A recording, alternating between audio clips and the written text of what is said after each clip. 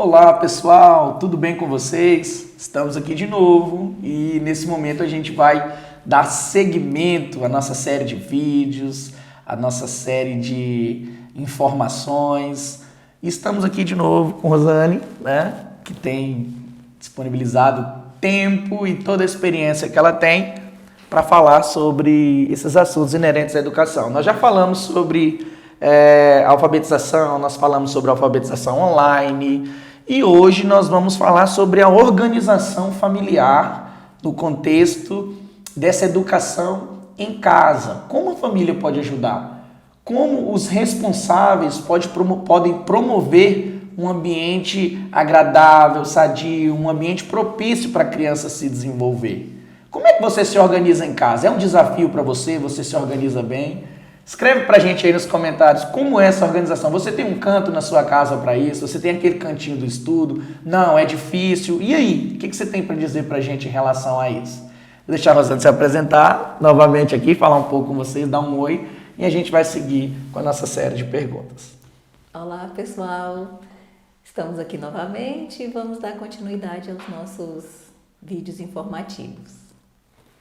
Vamos lá. O que nos chegou nesses dias, os pais começaram a sugerir, né, dentro da nossa própria escola, de forma interna, como é que eles vão se organizar. Eles reclamam que dentro de casa a rotina é diferente, o comportamento da criança é outro, aquela rotina que a criança não tem na escola, aquela rotina que a criança tem na escola não é a mesma que ela repete em casa, e isso acaba deixando o pai um pouco ansioso, e a primeira coisa que ele faz é desistir dessa ideia de promover esse ambiente para a criança estudar. E você acha que é possível o pai manter uma extensão da escola dentro da sua casa? Como o pai pode ajudar nisso? Como ele pode se organizar de forma geral? Então, eu penso que antes da gente pensar num ambiente para favorecer a escola, a gente tem que pensar em qual é a criação que aquela família promove para aquela criança. E quais são as estratégias que a família vai fazer dentro desse ambiente domiciliar e que vai ajudar a criança na escola. Porque assim, não é só você ter uma criança e achar que tá tudo certo, que ela vai se desenvolver bem, que quando chegar na escola está tudo certo.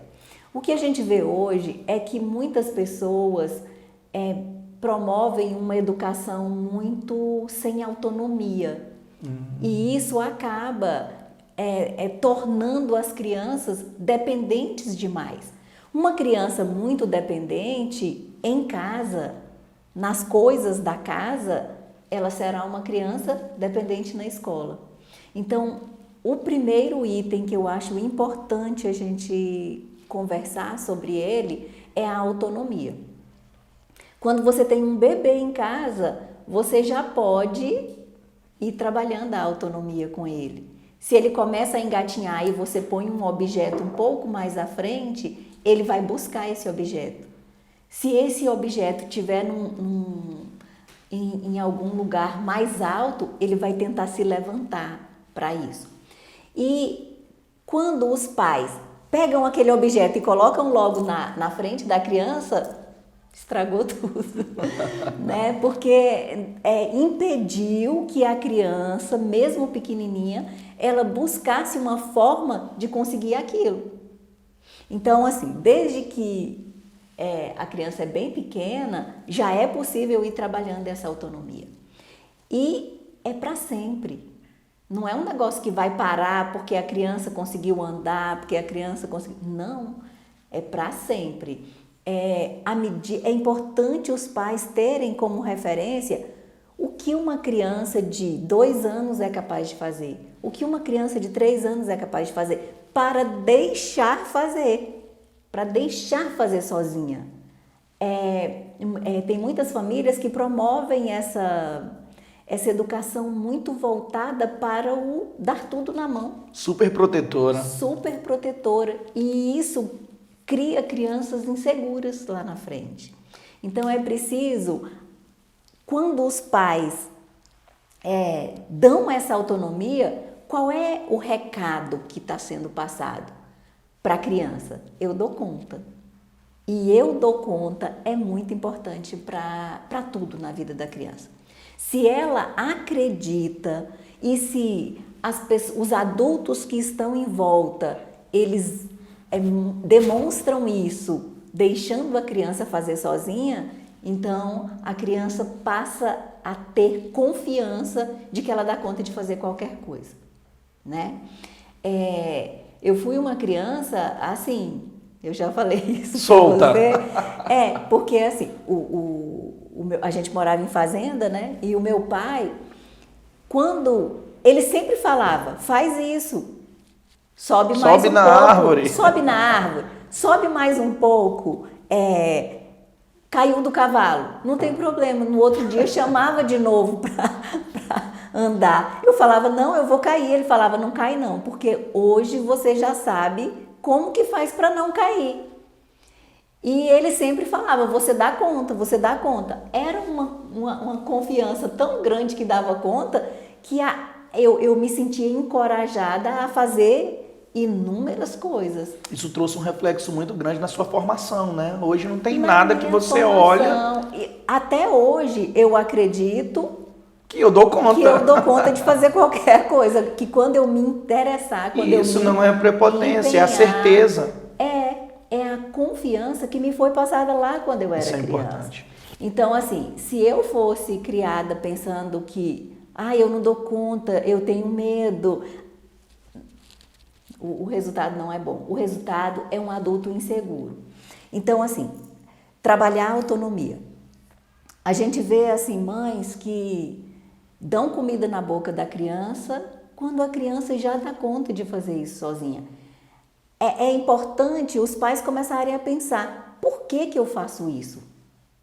Por que eu estou fazendo isso? Por que eu estou dando banho numa criança de 7 anos? Não é? Enquanto que a criança deve. Eu não estou falando de descuido. A educação ela tem que ser pautada no cuidado e não no medo. Quando a gente cuida, a gente vai dizendo para a criança, olha, o forno é quente, não, aqui você pode queimar, a panela está quente, então nós vamos cuidar para que a criança não se machuque, nós vamos cuidar da integridade física dela, certo? Agora, é diferente de quando eu digo assim, não faça isso porque você vai se machucar. Não suba porque você vai cair. Não. Se tiver cuidado, pode subir. Não tem problema.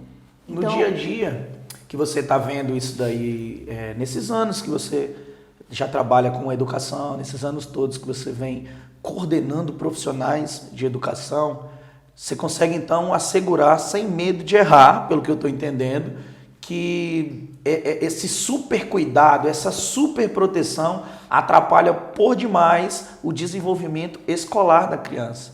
Exatamente, porque olha só, se eu, criança, não acredito que eu dou conta de fazer coisas comuns, como eu vou acreditar que eu dou conta de ler?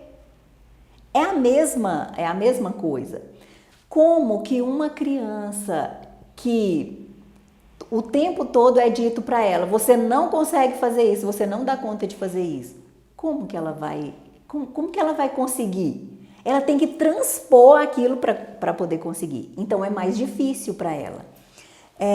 Como que uma criança que é tratada com menos idade, olha só, tem hora que a gente vê uns casos assim na própria escola mesmo, né?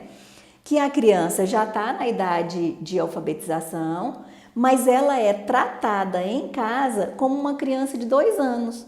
Esse exemplo é muito bom, quero que você dê. Então, a criança de 2 anos está muito distante da leitura e da escrita, pela idade, pela capacidade, por tudo. Então, olha só, se ela tem idade de alfabetização, mas é tratada como uma criança pequena, lá na turma de alfabetização, ela vai se comportar como uma criança de 2 anos. E criança de 2 anos não aprende a ler. Não lê. Entende? Então, olha como essas coisas são. Então, precisamos tratar as nossas crianças de acordo com a idade que elas têm. E a cobrança do que elas vão fazer sozinhas tem que estar diretamente ligada a essa capacidade. Senão, não flui. Com então, certeza. 100% das pessoas para quem eu pergunto assim, qual é o adulto que você quer? Eu pergunto para as mães que têm filhos pequenos. 100% dessas pessoas vai me responder que quer um adulto autônomo, quer um adulto independente, quer um adulto que viva as suas expensas. Capaz de resolver os seus capaz de resolver, capaz de decidir o que é bom e o que não é bom para ele. Todo mundo dizer quer sim isso. ou dizer não para as situações de forma adequada. Todo mundo vai dizer isso. Mas o que as pessoas não percebem é que enquanto se tem uma criança em casa, nós estamos formando aquele adulto lá. Perfeito. E a forma como eu estou conduzindo aquela infância tem tudo a ver com o adulto que eu vou formar lá na frente. Então, esse comportamento de deixar a criança ser autônoma é essencial para a formação desse adulto que todo mundo quer. A gente quer esse adulto, mas a gente não está fazendo por onde formar esse adulto. Não está fazendo. E muitas famílias não estão fazendo. Muitas famílias estão confundindo o que é necessário para formar esse adulto que a gente quer. As pessoas estão achando que proteger, estão achando que dar tudo na mão está sinalizando o afeto que tem pela criança. E não é verdade. Tem duas coisas muito importantes para a formação da criança, que é o limite e o afeto.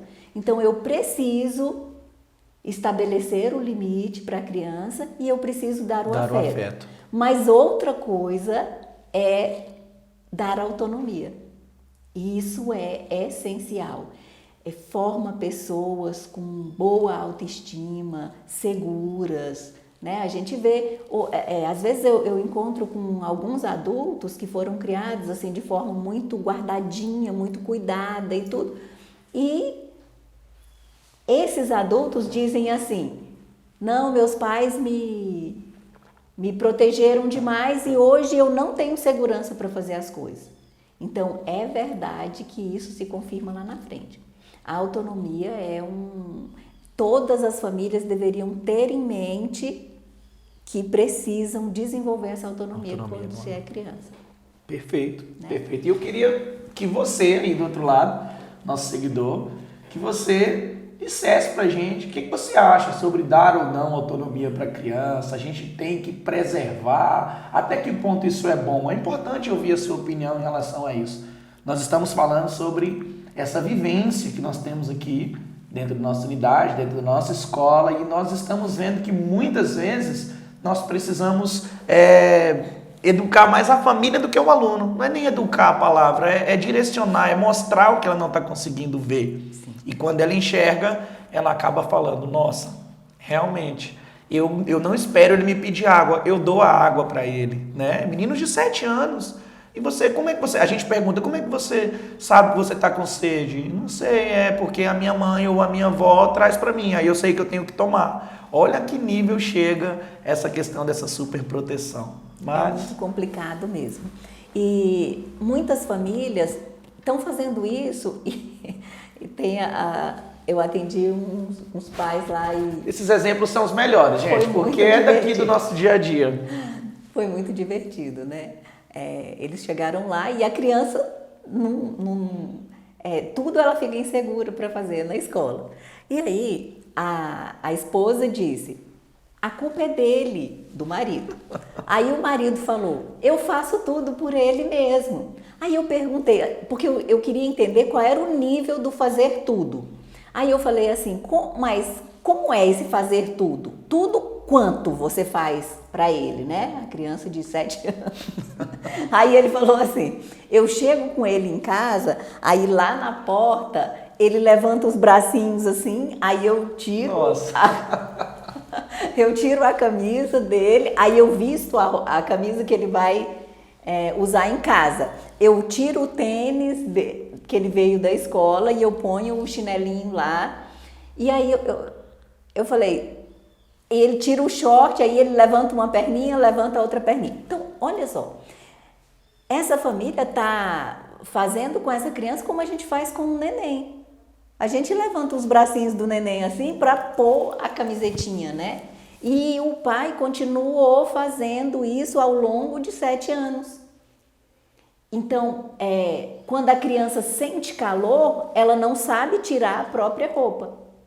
Aliás, eu acho que ela não sabe nem que está com calor. Tá com calor. Porque ela depende do adulto sentir calor para ir lá e tirar a blusa dela, para fazer só assim. Então, é muito complicado. Tem uma outra coisa que eu gostaria muito de colocar, que eu acho muito importante. Hoje, com essa divulgação de celulares, de internet, de coisas na tela, né?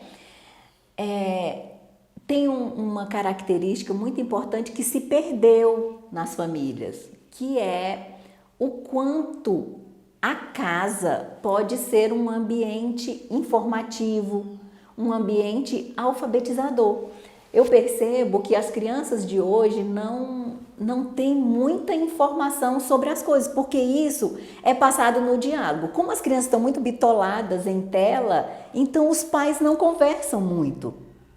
Eu me lembro que quando meu filho mais velho era pequeno, ele era fascinado por carro. E quando a gente saía na rua, ele perguntava, olha que carro legal, mãe, que carro é esse? Aí a gente ia falando para ele, e a gente falava o carro e o fabricante, né? Não sei porquê, eu vi o pai dele falando, aí eu falava também. Eu não conhecia tanto de carro, né? Mas eu olhava lá nos símbolos dos carros e ia falando para ele.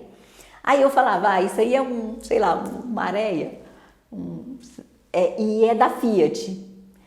E ele, muito pequenininho, ele conhecia todos os carros e todos os fabricantes. Hoje eu percebo que as crianças, elas não têm muita informação. Quando eu vou trabalhar, às vezes, com uma criança, para testar, para satisfazer uma queixa que a mãe tenha feito, e eu preciso saber o que aquela criança sabe, eu me deparo com isso. As crianças não têm informação. Eu pergunto para uma criança, esses dias eu perguntei para uma criança de 4 anos, você mora numa casa térrea ou numa casa de 2 andares? Se é a casa da criança, alguém já deveria ter dito para ela. Nós moramos numa casa de 2 andares, ou a nossa casa é térrea porque só tem um pavimento. Essas coisas, essas informações. Então, a casa, ela deve ser esse ambiente informativo, esse ambiente que ensina. Perfeito. Sabe? As crianças de hoje não sabem a diferença do que é uma chácara, do que uma casa na cidade, um tipo de telhado, coisas assim da vida que seriam informações passadas nessas conversas. Sim. Mas tudo é na tela, entende? Os pais chegam cansados, dão o celular para a criança e a criança já fica ali bitolada naquilo. Então, falta muito. Não tem controle sobre essas informações, né? Não tem controle sobre o quanto a criança está ficando nas telas. E isso está trazendo um prejuízo de informação. E olha só, se a gente pensar um pouquinho à frente, nós vamos chegar nas produções de texto, né? Que a criança vai se alfabetizar, depois ela vai produzir texto. O que é importante para a produção de texto? Informação. Eu vou escrever bem porque eu conheço os conteúdos, eu conheço sobre o que eu vou escrever. Eu sei do que eu estou falando. E aí não, hoje muitas vezes na sala a gente precisa fazer um trabalho Primeiro de informar para o aluno sobre aquilo que já era para ele ter construído. Que antes do evento da internet e das telas, as crianças vinham sabendo. Sim. Por quê? Porque na troca, na fala com a família, isso era passado. Porque os pais não queriam tanto ficar no celular e nem queriam ter esse sossego, né, vamos dizer assim, que a criança dá quando está na tela. Mas isso é uma coisa para a gente falar num outro... Mas eu acho bem importante essa fala que você colocou em relação a esse ambiente informativo. Quando eu não promovo essas informações destinadas àquela idade, àquela faixa etária, e eu, digamos assim, terceirizo isso para uma informação advinda da tela, uma informação que vem do celular, que vem das redes, né, dos vídeos que as crianças gostam muito de assistir, eu acabo perdendo um pouco do controle do que está entrando a nível de informação na cabeça do meu filho. E eu acho isso muito importante. A gente não vai também julgar o pai, porque o pai vive uma carga de estresse emocional com o trabalho, ele não foi bem hoje, ele teve um baque, algo do tipo, e quando chega em casa ele não está conseguindo cumprir aquele papel que a gente sabe que é de suma importância, é um papel importantíssimo. Mas eu acho muito importante salientar isso daí que você falou, porque esse papel é da família. A família, quando assume isso de fato, de manter uma criança informada com informações, digamos, sadia, com informações importantes para aquela faixa etária, vai fazer uma diferença muito grande. Eu acho muito importante, mas a gente vai se aprofundar nisso também. Mas eu queria falar contigo nesse momento sobre como é que a família pode promover esse ambiente de forma física mesmo. Precisa-se de muita coisa, porque às vezes espera que vai montar uma sala de aula para o menino, que o gato não passe, o cachorro não lata, que não tenha nada que venha atrapalhar. Mas a gente sabe que não é bem assim. Com um mínimo de boa vontade e organização, a gente consegue promover um ambiente sadio para a criança poder trabalhar e se desenvolver. Eu queria que você falasse um pouco sobre isso, quebrar esses mitos de que precisa-se de muito para poder ajudar em casa. Isso é uma questão assim que está mais na dificuldade que as pessoas colocam na cabeça do que realmente ela existe de forma física. Em qualquer momento, você pode passar informações para o seu filho. Em qualquer momento. Andando de carro, olhando se ele está tomando banho direito, porque tem que ensinar a criança a tomar banho direito. Eu não...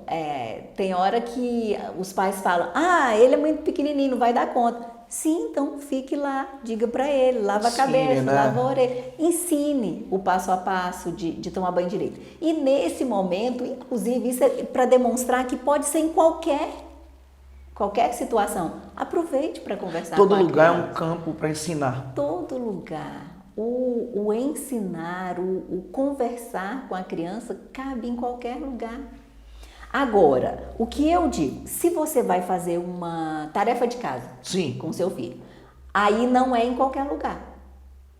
Não se secando depois do banho e fazendo o dever, entenda. Aí você precisa de colocar a criança na mesa, colocar o material que ele vai precisar à disposição para ele poder fazer direitinho. E uma coisa muito importante nesse momento, estar disponível, sabe? Porque não adianta você sentar, dizer para a criança assim, vamos fazer o dever de casa. Qualquer coisa você me chama. Não, você precisa estar à disposição para a criança te perguntar as coisas. E se ela te perguntar, você responder com entusiasmo. Isso faz toda a diferença. A criança se sente valorizada quando esta presteza é dada para a criança, sabe? A criança se sente amada. Tem pessoas que acham que a criança só vai se sentir amada quando eu promover esse afeto físico, o abraço, o beijo, mas não é. A disponibilidade. A disponibilidade que a gente... Olha, repare como a criança fica desconsolada, como a criança fica chateada quando ela solicita uma atenção e alguém da família diz assim, não, agora eu não posso não. Entende? Então, essa disponibilidade para a criança. Então, é importante. Em casa, qualquer lugar é lugar para informar. A criança pequenininha pode ajudar a arrumar a mesa. 5 pessoas vão almoçar aqui. Põe os pratos lá, arrume 5 lugares. Você vai colocar a faca de um lado e o garfo de outro. Quantos garfos e facas você colocou na mesa? Olha só. Então aí você já está. E a criança está participando, a criança está se sentindo útil, sabe? Então assim, em qualquer lugar. Você acha que é bom precisa colocar um guardanapo na mesa? Deixe também a criança participar. Se eu não colocar o guardanapo, alguém pode precisar limpar a boca. Então vamos colocar o guardanapo. Pronto. Então assim, esse tempo, qualquer atividade diária, você vai lavar o carro. Não sei nem se alguém lava carro mais em casa. Mas tudo bem. Vamos lá, nós vamos ao Lava Jato. Vamos ao Lava Jato. Dá para contar quantos carros tem lá, quantos já foram lavados. Se juntar tudo, dá quantos. Mesmo com a criança pequena, você pode ir estimulando, né? E em qualquer lugar pode ser feito e qualquer membro da família pode fazer. Perfeito. Tá bom? E isso é bem importante. Agora, a sugestão se for uma tarefa de casa, algo assim, deve ser feito na mesa. Promova um ambiente para aquilo. Um ambiente né? mais adequado. Não em qualquer lugar, não na cama que não tem firmeza. Ponha. Sim. Né? Perfeito. Nós falamos sobre essa importância de manter esse ambiente saudável para a criança dentro de casa. Nós falamos também que não há uma dificuldade maior, o pai não tem que ter super aparatos para poder promover esse ambiente de estudo para a criança. E agora eu queria falar sobre um grande vilão aí, que os pais sempre estão relatando, que a gente já pincelou um pouco, que é a falta de tempo, né? A falta de tempo é algo que eles estão sempre alegando. Eu não tenho tempo, eu não tenho tempo. Isso não é só para a educação dos filhos, né? O tempo é uma coisa que é inimigo de muita gente. Mas, quando nós organizamos, nós sabemos que o que é prioridade para você. É importante que o seu filho tenha uma boa alfabetização, é importante que o seu filho siga esse processo da alfabetização da melhor forma possível. Então, o que você tem a pontuar em relação ao tempo, a vou até usar a palavra mesmo, essa desculpa que eles utilizam, eu não tenho tempo, eu não tenho tempo, eu não tenho tempo. Eu sempre acredito, se nós formos usar isso como desculpa, ninguém tem. Ninguém tem tempo para nada. Ninguém tem tempo para nada. Nós só vamos fazer aquilo que é de extremo prazer, porque aí eu encontro um tempo para aquilo. Mas eu sempre acredito, e na minha vida eu faço isso. O tempo eu estabeleço de acordo com aquilo que eu quero e preciso fazer. Se eu entendo que é prioridade dar atenção para o meu filho, então eu vou organizar o meu dia para que em algum tempo seja dedicado a Sim. isso. Eu achei tão interessante esses dias atendendo uma mãe, né? Ela disse, eu não sabia que meu filho ia precisar de tempo. Eu achava que o que era da escola, o que era de casa e que eu não precisava me intrometer ou participar disso. Aí ela falou assim, não, mas agora eu entendi que um tempo do meu dia tem que ser dedicado a isso. E ela falando de todos os aprendizados que ela teve depois que ela dedicou esse tempo. A conversa e toda a movimentação que se deu a partir disso. É isso, né? Então, para a gente finalizar esse vídeo aqui, é muito importante a gente deixar claro aqui o que nós falamos, né? De incentivar a autonomia da criança, promover em casa um ambiente informativo para a criança e criar um bom relacionamento, estabelecendo limites e dando afeto. né? Isso é muito importante nesse primeiro momento aí, para a gente poder continuar com essa pegada nossa aí de vídeos. Nos próximos vídeos, pessoal, nós vamos falar sobre as dificuldades que vocês têm na hora que senta com a criança. Sentou com a criança, surgiu aquela dúvida, você vem com o estresse acarretado do seu dia e a gente cansa de ouvir, eu não dou conta, eu não tenho paciência, esse menino não aprende, aí você larga, manda fechar o caderno e fala para a criança ir para a escola, cria um trauma na criança, volta de outro jeito para a escola. Então assim, é possível fazer isso? Como é que a gente pode te ajudar nisso? A gente vai falar nos próximos vídeos, a gente encerra esse vídeo por aqui, eu vou pedir para você compartilhar, para você marcar alguém aí, seguir a nossa página, que nós vamos, assim como esses, nós teremos inúmeros outros vídeos. Vou deixar a Rosane se despedir de vocês aí também. Então é isso, por hoje foi esse vídeo, né? Essa conversa, e daqui a pouco teremos mais. É isso. Até mais, pessoal.